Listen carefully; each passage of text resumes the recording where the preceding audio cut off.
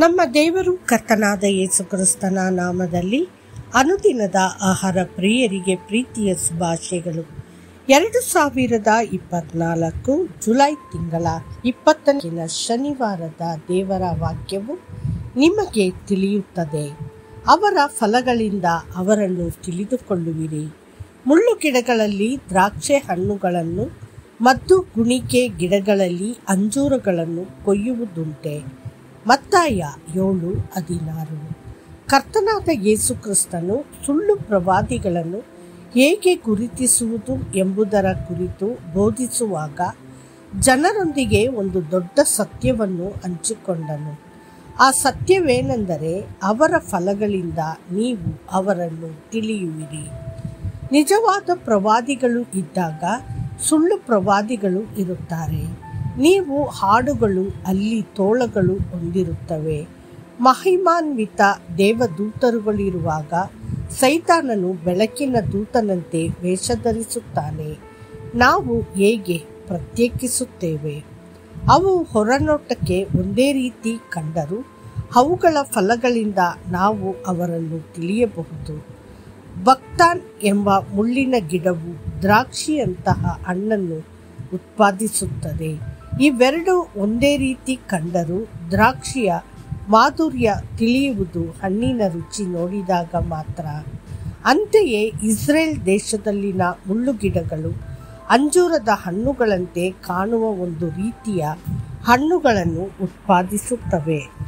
ಆದರೆ ನಾವು ಅದನ್ನು ಸವಿಯುತ್ತಿದ್ದರೆ ಅದಕ್ಕೂ ಅಂಜೂರದ ಹಣ್ಣಿಗೂ ಬಹಳ ವ್ಯತ್ಯಾಸವನ್ನು ನೋಡುತ್ತೇವೆ. ಹೊರನೋಟಕ್ಕೆ ಒಂದೇ ರೀತಿ ಕಂಡರೂ ಇದರ ಹಣ್ಣುಗಳ ರುಚಿ ನೋಡಿದಾಗ ವ್ಯತ್ಯಾಸ ತಿಳಿಯುತ್ತದೆ. ಒಳ್ಳೆಯದು ಎಂದಿಗೂ ಕೆಡುಕಿನಿಂದ ಹೊರಹೊಮ್ಮುವುದಿಲ್ಲ. ಆಲಿವ್ ಮರಗಳಲ್ಲಿ ಅಂಜೂರವು ಎಂದಿಗೂ ಬೆಳೆಯುವುದಿಲ್ಲ. ಮುಳ್ಳು ಗಂಟಿಗಳಿಂದ ದ್ರಾಕ್ಷಿಯನ್ನು ತೆಗೆಯಲಾಗುವುದಿಲ್ಲ. ಒಂದು ಸಸ್ಯದ ಸ್ವಭಾವವನ್ನು ಅದರ ಹಣ್ಣುಗಳ ಮೂಲಕ ಸ್ಪಷ್ಟವಾಗಿ ಅರ್ಥ ಮಾಡಿಕೊಳ್ಳಬಹುದು. ಹಣ್ಣುಗಳು ಬೇರುಗಳಂತೆ ಎಂದು ಹೇಳುವ ಗ್ರೀಕ್ ಗಾದೆ ಇದೆ. ನಾವು ಆತ್ಮಗಳನ್ನು ಹೇಗೆ ಗುರುತಿಸುತ್ತೇವೆ? ದೇವರ ಅಭಿಷಿಕ್ತ ಮನುಷ್ಯನು ಮತ್ತು ದೇವರ ಸೇವಕನಂತೆ ನಟಿಸುವ ಕಪಟಿಗಳ ನಡುವಿನ ವ್ಯತ್ಯಾಸವನ್ನು ನೀವು ಹೇಗೆ ಹೇಳುತ್ತೀರಿ? ಇದು ಅವರ ಹಣ್ಣುಗಳಿಂದ ಮಾತ್ರ ತಿಳಿಯುತ್ತದೆ. ಮನುಷ್ಯನು ಸ್ವಲ್ಪ ಸಮಯದವರೆಗೆ ಮಾತ್ರ ಮೋಸಗೊಳಿಸಬಹುದು ಮತ್ತು ಅವನ ನಿಜವಾದ ಸ್ವಭಾವವು ಶೀಘ್ರದಲ್ಲೇ ಅವನ ಹಣ್ಣಿನ ಮೂಲಕ ಬಹಿರಂಗಗೊಳ್ಳುತ್ತದೆ. ಸುಳ್ಳು ಪ್ರವಾದಿಗಳು ಮತ್ತು ಸುಳ್ಳು ಸೇವಕರುಗಳಲ್ಲಿ ಮಾತ್ರ ನೀವು ಸ್ವಾರ್ಥವನ್ನು ಕಾಣುವಿರಿ. ಅವನು ತನ್ನ ಹಿಂಡನ್ನು ತನ್ನ ಸ್ವಂತ ಲಾಭಕ್ಕಾಗಿ ಮಾತ್ರ ನಿರ್ವಹಿಸುತ್ತಾನೆ ಮತ್ತು ತನ್ನ ಕುರಿಗಳಿಗಾಗಿ ತನ್ನ ಪ್ರಾಣವನ್ನು ಎಂದಿಗೂ ಕೊಡುವುದಿಲ್ಲ. ಕರ್ತನಾದ ಯೇಸು ಕ್ರಿಸ್ತನ ದಿನಗಳಲ್ಲಿ ಅನೇಕ ಫರಿಸಾಯರು, ಸದ್ದುಕಾಯರು ಮತ್ತು ಶಾಸ್ತ್ರಿಗಳು ಇದ್ದರು.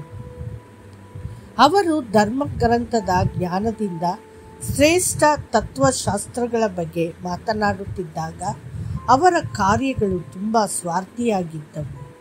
ಅವರು ಯೆಹೋವನಿಗಾಗಿ ಆತ್ಮಿಕ ಫಲಗಳನ್ನು ಹೊಂದಲಿಲ್ಲ. ಯೇಸುವಿಗೆ ಹಣ್ಣುಗಳ ಬಗ್ಗೆ ತಿಳಿದಿತ್ತು.